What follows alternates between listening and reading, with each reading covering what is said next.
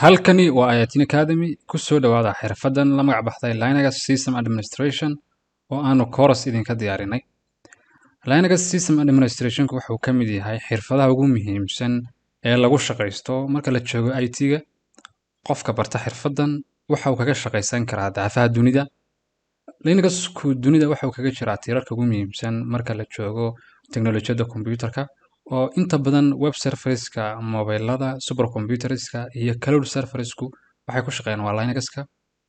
Shaqada uu qabto qofka Linux system admin-ka ahi waa inuu manage gareeyo operations kala duwan ee markaa computer systemka shirkadda ka dhex shaqeynaya, sidoo ayna markaa maintaining ku sameeyo oo ilaaliyo badqabka systemka iyo updateskiisa kala duwan hadday tahay markaa system ama software update. Inuu checking ku sameeyo systemka, log fileska, error conditionska iyo eventskiisa, iyo inuu enhancing ku sameeyo oo kor u qaado security-ga markaa systemka shirkadda, taas oo markaa qofka markaa administratorka u saamaxaysa inuu kantaroolo cidda access ku sameynaysa markaa serverka markaa company-ga. System markaa administratorku waxa kale oo uu qabtaa inuu sameeyo user accounts kala duwan markaa company-gu u baahan yahay, awoodda userku yeelanayo, reportskiisa kala duwan iyo activity-ga userka.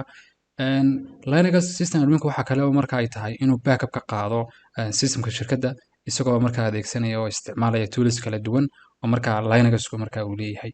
Haddaba koorsadan waxaad ku baran doontaa aasaaska cilmiga Linux-ka, sida Linux-ku muxuu yahay, noocyadiisa kala duwan, qaabka loogu shubo kombiyuutarka, qaabka loo adeegsado markaa qaybtiisa desktop-ka oo aad markaa kaga maarmi doonto isticmaalka Windows-ka.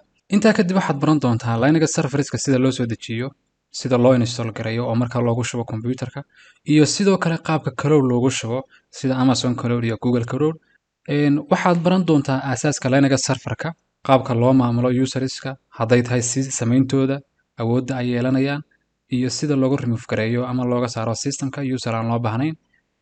Waxaad baran doontaa groups-ka iyo sida loo maamulo, sida Linux text file loogu edit gareeyo iyadoo la adeegsanayo markaa editors kala duwan.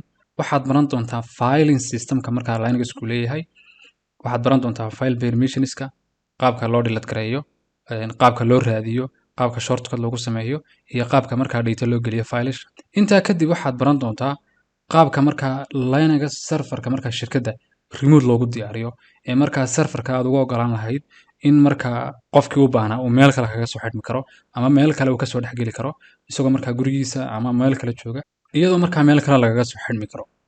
Sidoo kale waxaad baran doontaa qaabka loo adkeeyo amniga markaa security-ga remote-ka, sidii markaa qaabka serverka shirkadda uga dhigi lahayd mid lagu soo galo key-based authentication iyo two-factor authentication, apps-ka loo adeegsado 2FA-ga.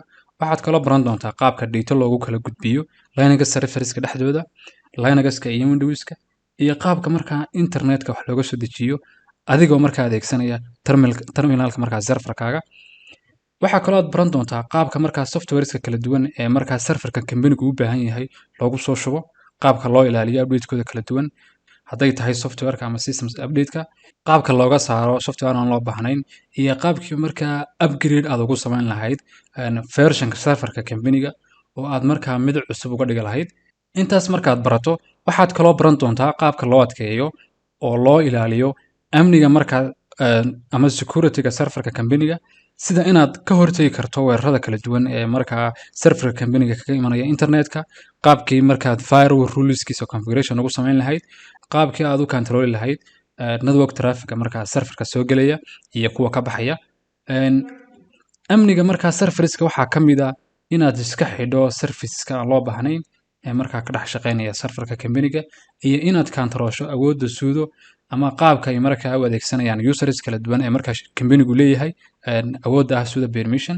Koorsadan waxaa kale oo aad ku baran doontaa qaabka loo cilad saaro Linux serverka company-ga hadday tahay process kala duwan ee systemka, qaabka loo check gareeyo performance-ga systemka, drive spaces-ka, memory-ga, iyo taskiska loo baahan yahay inuu systemku qabto isagoo adeegsanaya markaa schedule. Koorsadani waxay noqon doontaa markaa koorso up to date ah oo waxaanu soo wadnaa modules kale oo aan ugu talagalay inaanu ku xoojino aqoonta markaa ardayga Soomaaliga uga baahan yahay Linux-ka. Module-ka ugu horeeya markaa aanu hadda gacanta ku haynaa wuxuu noqon doonaa qaabkii markaa Linux serverkaaga aad uga dhigi lahayd web server sida markaa web hosting providerska oo markaa Linux-kaagu awood ugu yeelan lahaa in hosting gareeyo website kala duwan. Halkani waa Actin Academy. Ku soo dhawaada markaa koorsadan.